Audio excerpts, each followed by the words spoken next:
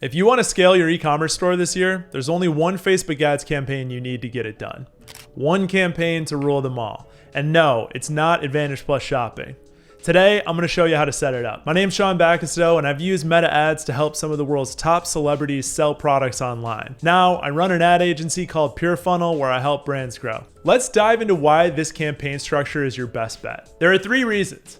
The first is, it's just easy to set up and manage. If you only have one campaign, when you log into your account, you don't have to understand how a bunch of different campaigns are interacting. You just go in and you look at your 6 ad creatives that are running and you say, okay, which of these should I turn off? Which should I keep running? It's as simple as that. The second reason is that it keeps all of your data centralized within one campaign and one ad set, which gives Meta the best possible chance to strategically organize that data and go out and find people who are interested in your products and services. You also avoid issues like audience fragmentation, where 2 ad sets are bidding against one another in the ad auction. The third reason is it allows Meta to intelligently distribute your ad budget between all of your ad creatives that are competing against one another. So you can have your winning creatives competing against some test creatives, and you're hoping that maybe those test creatives will steal some budget away from your winning creatives. Let's take a look at what this campaign structure looks like on paper. So you'll see here, we have one campaign, we have one ad set, ideally using Advantage Plus targeting, and then we have up to 6 ads live at any given time.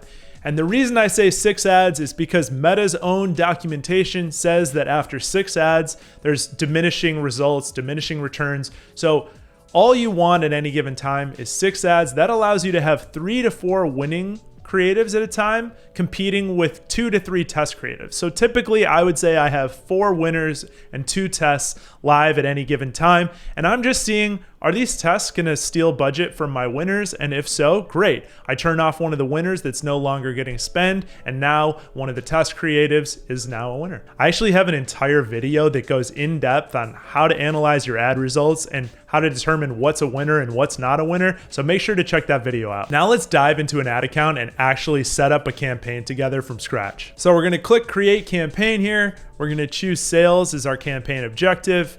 And we're gonna be presented with 2 options here: Advantage Plus Shopping campaign, which has its own use cases, but I typically use a manual sales campaign. So that's what we're gonna be doing in this video. And now you can see we have our 3 levels: campaign, ad set, and ad. We are going to not choose this option. We're gonna turn Advantage Catalogs ads off. We can turn Advantage campaign budget on if we want and set the budget at the campaign level. We'll just say $100 for this demo. Then we're gonna go to the ad set level. We're gonna select website, maximize number of conversions. We're gonna choose the Pure Funnel data set here. We are going to leave dynamic creative off, which we are not gonna need that with this campaign setup. So our audience controls, this is important. We're using Advantage Plus audience. So we could use an audience suggestion, like we could say, we want parents. This is not necessary. The algorithm will go out and find your customers anyway, but if you have a super niche audience, you could use this. So just be aware that if you do select a detailed targeting suggestion, it may affect your CPM. So I would just leave it broad in most cases, unless you have a super niche target audience, like a lead gen campaign or something that you need to really give it guidance, but I would leave it blank most of the time.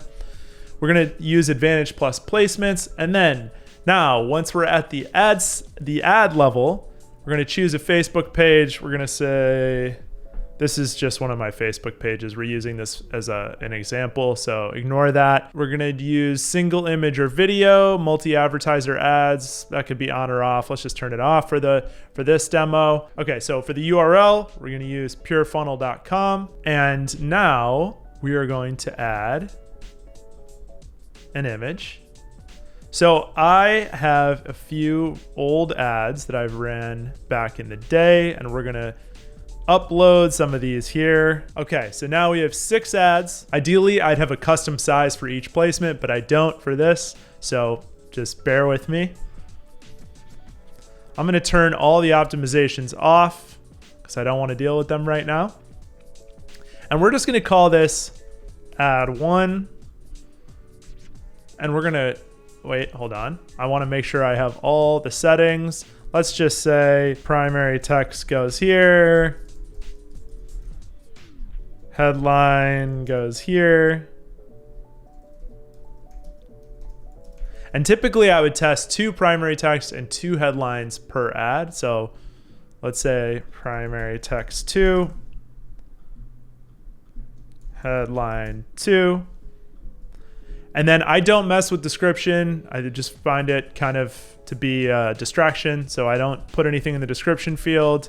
And we're just gonna say shop now as the call to action. And what are we missing? Website events. We got to have that pixel collecting the data. And then I would typically put URL parameters here, but we're not going to do that today. So now we're going to do quick duplicate. We're going to swap out our image. And we're going to do this 6 times. Okay, beautiful. Now we have our 6 ads created. And just a note here, if I was actually doing this, setting up a campaign from scratch, I'd probably start with 3 to 4 ads and let them compete for budget. And then whichever ad wasn't getting budget, I would replace with a new test ad. So let's say ad 3 just isn't getting budget. I would turn it off and I would replace it with ad 5. And then now I have, ad 1, 2, 4, and 5. And let's say ad 5 starts getting more budget than ad 4 over time. So I turn off ad 4. So now we have 1, 2, and 5. And I backfill it with ad 6. And over time, you just keep doing this. And what you'll find is Meta will start spending, let's say on a given day, your budget across 4 ads, and then 2 just won't get any spend. So what I find is that over time, I'm typically swapping 2 to 3 ads at a given time with new test ads. And at any given time, I really only have 3 to 4 winners. So I really like this ad structure. It's very simple. It's very straightforward. It makes it very clear which creatives are performing, which are not. You're not always going to get away with having 1 campaign in your ad account. For instance, maybe you have 2 to 3 really high margin best-selling products. You might have a campaign for each of those, but I really don't like to have multiple campaigns for the same product. So now you know the only campaign you need to scale your e-commerce store, but you still need to understand what types of creatives perform well on Meta and will get you the results that you actually want. If you want me to design, write, and manage your ads, click the link in the description below and book a free strategy call with me. And if you learned something today, make sure to check out my video where I break down exactly how to analyze your ads and really figure out what's a winner and what's not. Till next time.